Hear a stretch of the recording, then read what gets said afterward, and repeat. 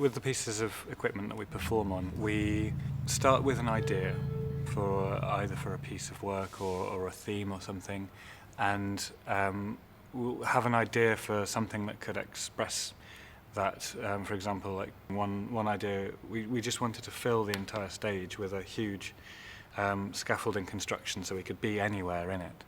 And then when you did that, it actually meant that there was a lot of space in between the bars, and so we kept moving them down and round and closer together and taking bits away and bits away. And what we ended up with was a flat platform that we could perform on. And although it had nothing to do with the original idea of being able to be everywhere on the stage, it was a sort of boiling down process of what was most interesting about that construction fabric and what kind of ways it wanted to be performed on.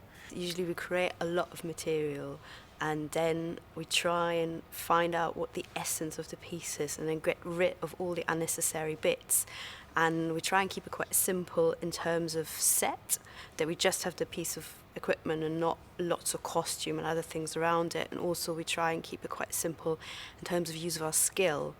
Because obviously, as a circus performer, you want to put in all the things you've learned, but we try and hold back because we work a lot with story. So if it's the strongest for the story to just take someone's hand, we'll not do a backflip first and then do that. William of Ockham, the medieval philosopher, said that if you have two plausible theories for the explanation of something, you should go for the simplest one.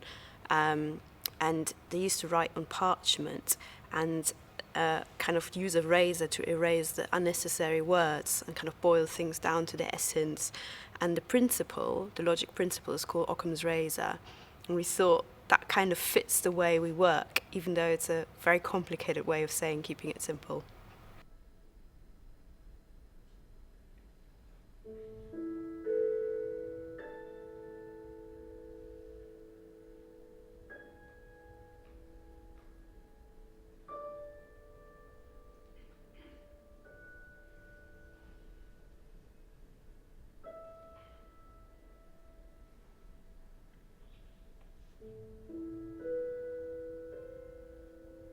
The first piece we made was Memento Mori, and we were working on a trapeze, actually, just Alex and I doing doubles trapeze, and just trying to find movement that was our own, not thinking about moves or technique, but just finding a way to move around each other. And as we were doing that, we noticed that many images would emerge from it about rest, or trying to find rest, or trying to be at rest. And the other images that seemed to come out were of struggle and pulling apart. And we were drawing these images and trying to work out what was the theme, what was the story in there, what was that about. And I came across the Memento Mori images from Holbein, which are all about someone's relationship to death. And we were just looking through the images, and it was really striking how there's lots of different pictures of death visiting people and taking them, and there's some where they're little children and they're playing, and death will appear as a child and dance away with them, and there are old women that are being comforted as they're being led away, and there's young men that are fighting and struggling, and it's all the different attitudes to people as they meet death. And so we realised that a lot of the movement we created was actually some of it strikingly similar to the pictures in the book, and these very strong pictures of struggle or of comfort.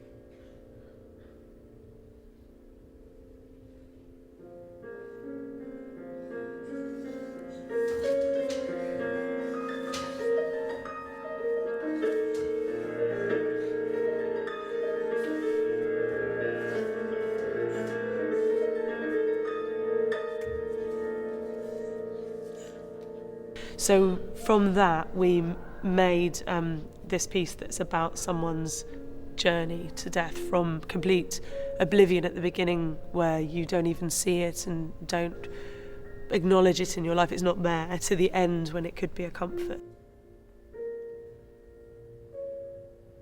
We were doing this on the trapeze, and we were finding that trapezes have a natural wobble to them. And so we wanted something that would be strong and be firm and that we could move around, so that the only thing moving would be our bodies. So we made a rectangle, like a metal rectangle.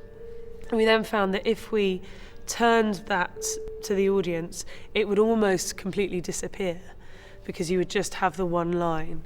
So apart from the rectangle being like the framing of the illustrations in the book, which it does, it also works as a metaphor for a window or a door that you walk through, but also it could be almost invisible, so that what you would see are the bodies moving in a black space and not be hampered by the equipment.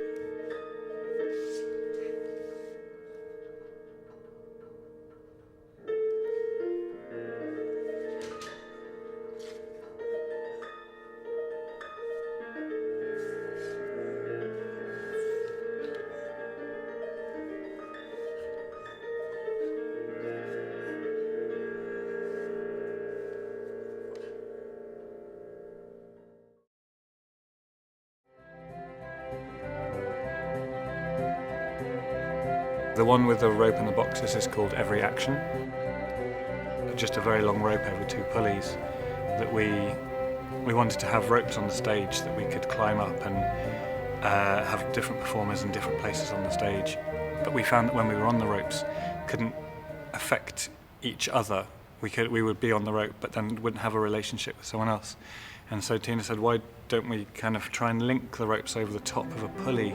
And it ended up being a long rope that could go up and down on either side. And that was the first big leap of innovative pieces of equipment that we made.